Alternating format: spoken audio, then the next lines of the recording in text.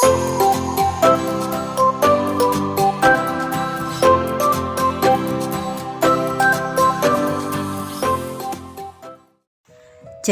Alkitab tentang Yesus menyembuhkan hamba seorang perwira di Kapernaum di dalam Lukas pasal 7 ayat 1 sampai 10.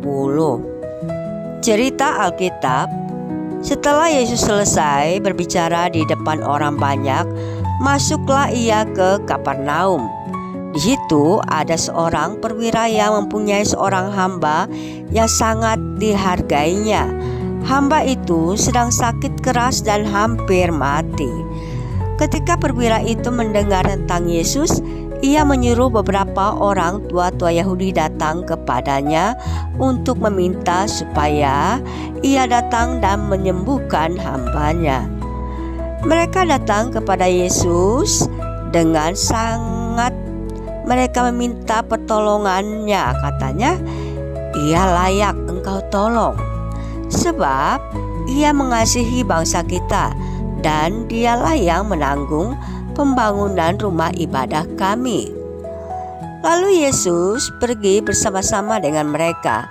Ketika ia tidak jauh lagi dari rumah perwira itu menyuruh sahabat-sahabatnya untuk mengatakan kepadanya, "Tuhan, janganlah bersusah-susah, sebab aku tidak layak menerima Tuhan di dalam rumahku. Sebab itu aku juga menganggap diriku tidak layak untuk datang kepadamu.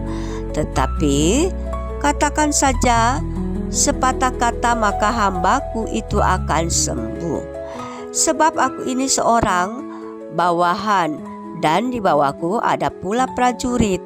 Jika aku berkata kepada salah seorang prajurit itu pergi, maka ia pergi, dan kepada seorang lagi datang, maka ia datang, ataupun kepada hambaku, kerjakanlah ini, maka ia mengerjakannya." Setelah Yesus mendengar perkataan itu, ia heran akan dia, dan sambil berpaling kepada orang banyak yang mengikut dia, ia berkata, "Aku berkata kepadamu, iman sebesar ini tidak pernah aku jumpai sekalipun di antara orang Israel."